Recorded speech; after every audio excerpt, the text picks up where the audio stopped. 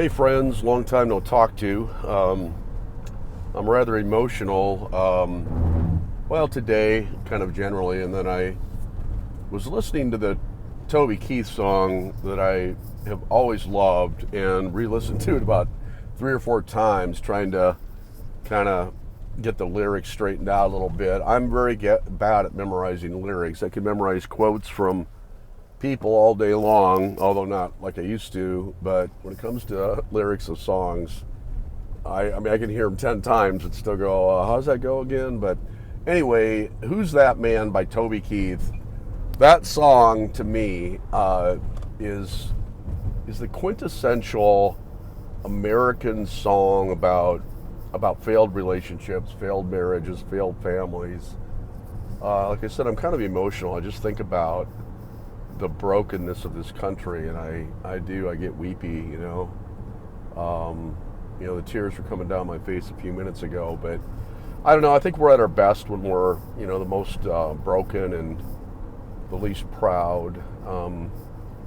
So I thought about this song not only as like a cultural signature of, like I said, the failure of American society, certainly post World War II. The seeds were planted before that, but the bad, rotten fruit of those seeds really kind of came out starting sort of in the 50s, crescendoing in the 60s, 70s, 80s, 90s. It seems like it's been getting worse every decade. That's not pessimistic, it's just realistic. And the so-called data statistics support that. But so this song, and here we go with the lyrics, but it's, the one refrain is that it goes, how does this go? It's like I'm worthless on lyrics. So he's driving back to his old house where, his wife obviously remarried. He's got, the kids live with her and her new husband. And so this guy's just driving, of course it's Toby Keith, but driving this old rundown pickup and trying to describe how the way he went home. And he said, and he's driving by it and he goes, that's my house and that's my car. That's my dog in my backyard. And there's that window to the room where you laid your pretty head. That's most of my kids and that's my wife. Who's that? And then he goes, and who's that man running my life? So let's get to the world as we know it. This incredible change that's happened all over the world. And when it really, and I hope I can make this video short, especially if I'm going to sing anymore for your sakes. But read another great article today that really summarized quite pithily, how did we get here in the last 2 months, okay? March 13th, Trump basically, announces, he makes a disaster declaration on March 13th, and from that point on, the house of cards started to crumble. And they pulled our freedoms away left and right. They were assigning basically any death that happened, regardless of what was the cause. If they felt the symptoms were COVID-ish, they would, they would put it on the death certificate that they died of the C virus, I'll call it. And the whole thing has just been a hoax from every angle you look at this. But where I want to go with this is to remind people, if you're an American and you would style yourself a type of patriot, like, yes, I love my country, yes, I would fight foreign and domestic enemies to protect my country. My country is undergirded by the Constitution. The Constitution is what gives us the Bill of Rights and the freedom to assembly, freedom of worship, freedom of speech, all those things. Just basically any human freedom that you can think of is enshrined in our Constitution. So I'm speaking to you people. And what's happened is that in the WHO, World Health Organization, if you study that organization, all you patriots out there, whether you style yourself independent, Democrat, Republican, or as sort of my embellishment of the Woody Guthrie theme goes, I don't care if you're left wing, right wing, ding-a-ling, or chicken wing, if you style yourself an American, you simply have to value the Constitution, because the Constitution is what underpins this nation, what has made it great, and what gives you your freedoms, okay?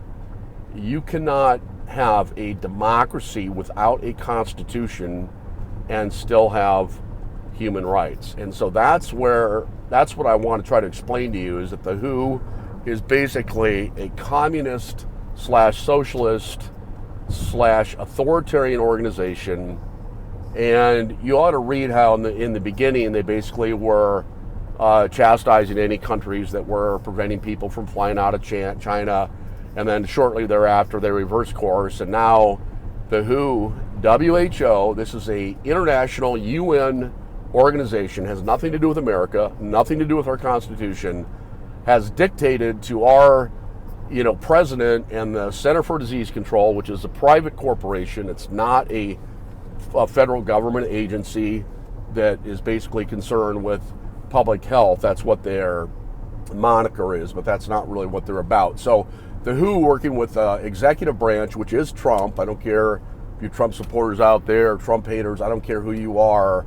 I'm just telling you like it is. He's the president, and he's the one that basically decided to take direction from the WHO, and the WHO basically said social distancing, self-quarantine, shelter in place, all the things that we're well aware of that have basically taken away every freedom that we have known in this country since, really the founding of it. And so that is WHO is. Let's get back to the Toby Keith song, when he said that, hey, that's my house, and that's my car, and that's my dog in my backyard, and there's where my wife, that's the window where my wife used, to the room where my wife laid her pretty head, and those are my kids out there playing. But Toby says, well, but who's this man running my life? And arguably our life, meaning his family. And so my question to you American patriots, and I mean, if you don't love your country, then I have nothing to say to you. And if you don't value the fact that in Acts 8:17, God actually drew the boundaries of the nations so that actually people would seek him. God did not envision a UN-generated one world, new world order where we have one world government, one world religion, and a one world economy. That is not God's plan for humanity. And so that's another reason why anybody, not just American Constitution-loving Americans, should be against what's going on right now with the C virus. But Christians who know the Word of God should just be up in arms about what's been happening. And basically what's been happening is that the WHO and the United Nations are driving, they're running our life, to use the Toby Keith line. Who are those organizations running our life? Well, I'll tell you who they are. I've already told you. They're United Nations. They have no respect for human rights, human freedoms, freedom of religion, freedom of speech. That is not what the UN has ever been about.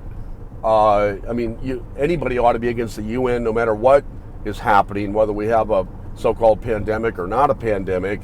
The United Nations is basically put there, and of course it's going to be a part of the world government apparatus that's basically in place, and which obviously implies strongly that the rapture of true Christians is going to be very, very soon. And then, of course, the people left behind will be ushered into the brutal tribulation period. I've been warning about it for 34 years. It's in our face now. And if you, and I'm looking at you right now, whoever you are, if you can't read the writing on the wall, even to where Microsoft takes out a body-activated sensor that's going to be implanted in the body that is going to work out cryptocurrency, i.e. digital currency, and the patent number of that is WO 2020-060606. There's your 3 6s. That's the mark of the beast that Revelation 13 talks about, that the false prophet and the Antichrist will cause you to take in your right hand, not on, but in, or in your forehead. That was written 2,000 years ago, and now we have a patent of about a month ago with, and again, it's a biometric tracking device that will do, digital currency calculations and a number of other identification-related operations. It's all there. Just, you can find it probably in 50 different sites now. This is not anything being made up by tinfoil hat wearing conspiracy theorists. I get so sick of people that are lazy and don't do the research on this.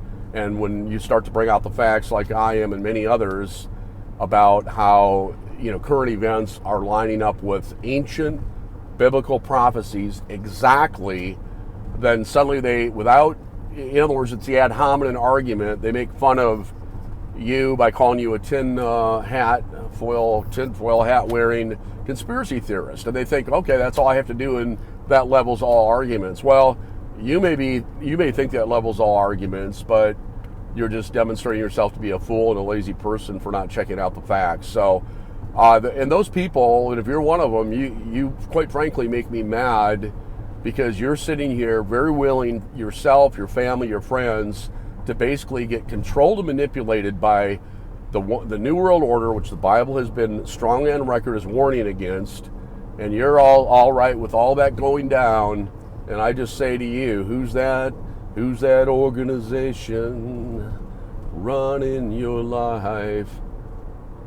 Let's think about this, people. Let's get out of our torpor and our myopia and our preconceived conspiracy theorist, tinfoil hat wearing nonsense claptrap, and start to think, start adding 2 and 2 and getting 4.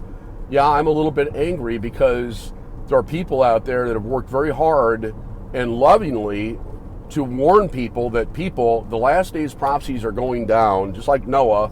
For 100 years, God's going to flood the world.